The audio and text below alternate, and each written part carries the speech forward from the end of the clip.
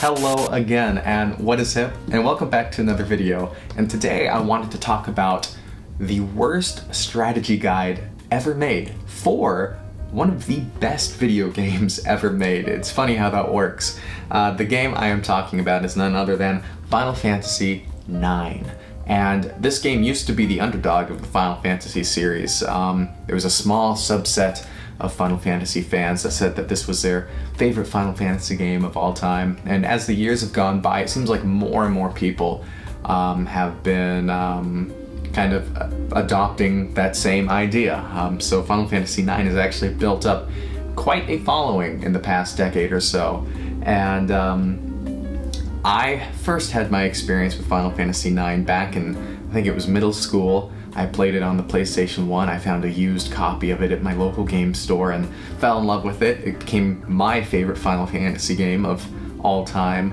And I loved the game so much.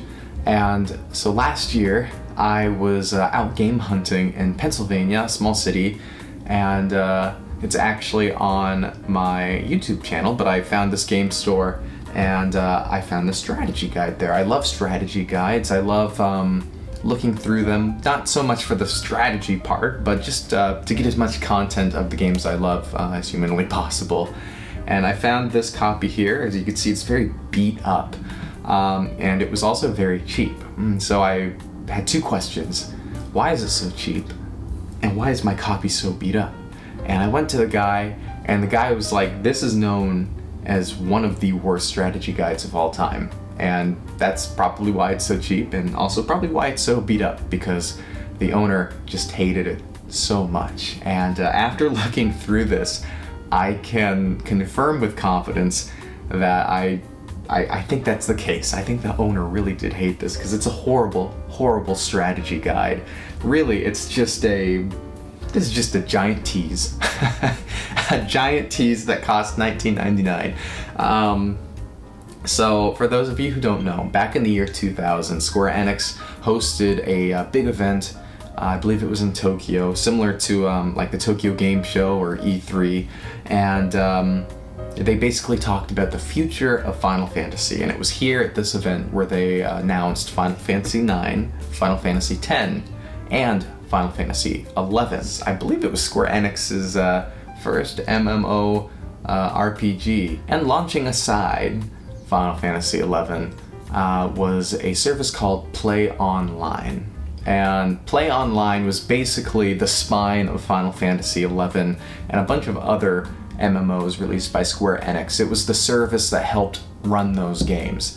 And they wanted to get as many people pre-registered for PlayOnline as humanly possible, because Final Fantasy XI was not coming out until, I believe, late 2001, possibly early 2002. And to do that, they made a deal with the very, very popular strategy guide publishing company, Brady Games. And this deal was basically to be a collaboration between the strategy guide and the PlayOnline gaming service. And the concept was you would buy this strategy guide for $19.99, and you, in this strategy guide, you're presented with a bunch of keywords and stuff, and you would make an online account with PlayOnline, and you would use that as a bit of a companion service to your strategy guide. So you would find extra tips and tricks and extra details on Final Fantasy IX and more topics that are covered here, but in extended length on the PlayOnline service. That was their plan, to get as many people pre-registered for this service. And in theory, it does not sound like the worst of ideas. However, the way that they handled it is absolutely horrible. Basically, you buy this $19.99 strategy guide, you get 20%, maybe 30% of the tips and tricks of the game, and the other 70% is all locked behind PlayOnline. Just really, really horrible in execution. And it's funny because actually doing some research on the PlayOnline stuff, it actually reignited a memory, dare I say a core memory of mine when I was much younger, and I think it was a DS game. some Square Enix game, and I thought I saw an advertisement for PlayOnline and like some extra things that I could find out. And I went to go and look for it, and then I found out that I had to make an account, and I think it cost money to get access to whatever it was that I was looking at. And I remember just being completely blown away and appalled and just upset and thinking, oh, this sucks. I'm sure if I was older and I had the money, I probably would have caved in. But yes, PlayOnline has a bit of a place in my memory as well. But I thought it would be kind of fun to kind of delve into this strategy guide and just take a look at some of the things in here. And there aren't going to be any spoilers. I'm not going to go past the very beginning, at least with the gameplay footage and the contents of here. I won't be going past disc 1. So I actually came prepared, lo and behold, and I wrote down some interesting pages. So it starts out normal enough, and as soon as you get past the very intro part, you start to see these little things right here. And I want you to get very used to seeing these little things right here, because they are on nearly every page of this gosh darn book. They do not go away. And basically they're just little teases. As we can see here on page, let's go to page 25. It says, looking for a complete list of each character's abilities? Log on to PlayOnline. Well, wouldn't I expect that to be in my book to begin with? I thought that was quite baffling. I mean, you buy this book and you see all of this stuff, and it doesn't even tell you everything. It just says go online to see the rest. Well, okay. And this continues. I mean, you go through here, PlayOnline, on page 54. Oh, I like this one. So Final Fantasy IX has a trading card game type system. It's a little mini game, but it's a very in-depth mini game, and it goes out throughout the whole game. It's quite fun. It's quite complicated too. And one of the blue things, actually all of the blue things say, want to find your rare card? Go to PlayOnline. Looking for the elusive card masters, which are the bosses of the card mini game? Go to PlayOnline. Looking for a few good card tips? Go to PlayOnline. So they're just teasing you, really. It's like almost like you're playing a free-to-play phone game or a free-to-play MMO, and you get all these little pop-ups on the side, like, oh, pay $5 to get access to this, and, you know, it's quite appalling. And then that same page has just next to no information on it, like how to play the game. And then throughout the rest of the book, there are some snippets thrown in about the card game, but no actual strategy, nothing really talking about where to find certain things and all of that. And then if we go to page 62, you'll see, refer to PlayOnline for all the details. If you decide to refuse Puck, you'll be treated to a little secret. Oh, I wonder what that secret is. Courtesy of Papal. To find out what it is, go to PlayOnline. And then on page 63, there is a boy at the docks who lost his pets.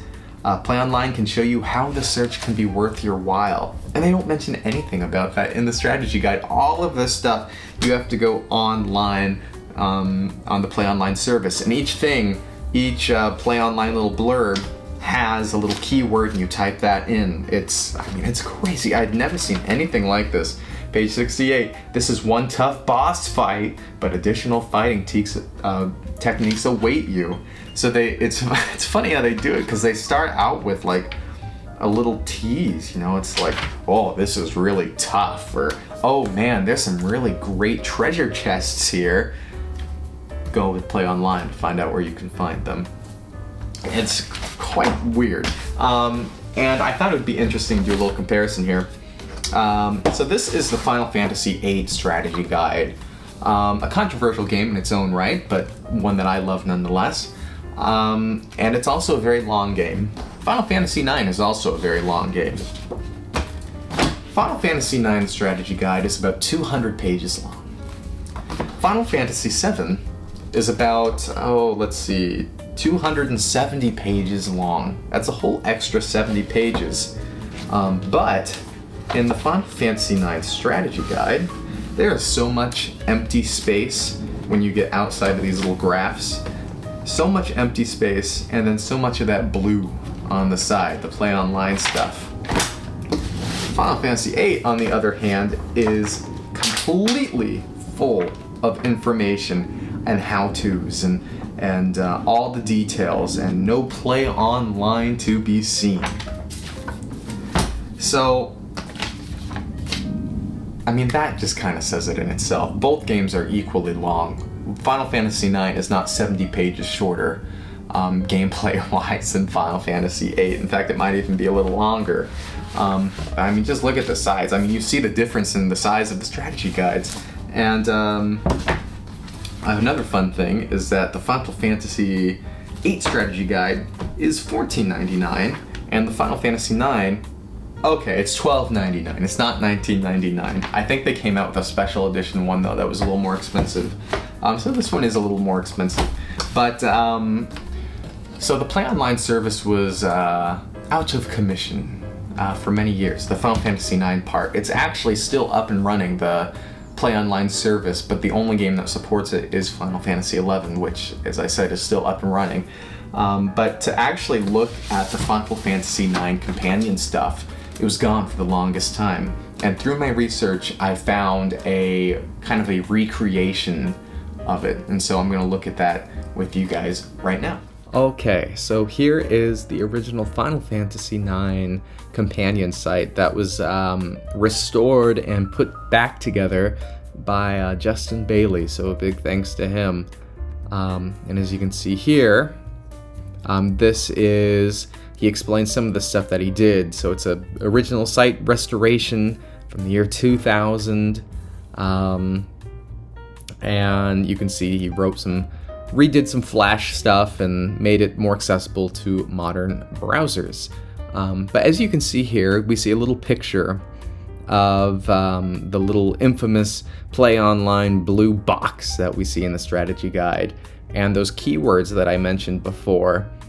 So what would happen if we answered Baku's question incorrectly? Well, I don't know. If we go down here, type in the keyword Ruby1, and do a little search, pops it up right here. Here's a cool little secret. If you answer Baku's question incorrectly 64 times, Ruby barges into the room.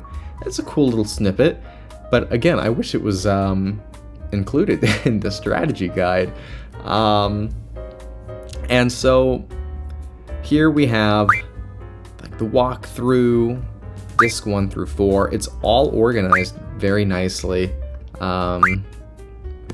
And again, all these blue boxes that you see on the side are all blue boxes that appear in the strategy guide. These are just giving the correct answers. Like here, with the jumping rope, with the young children who were having fun.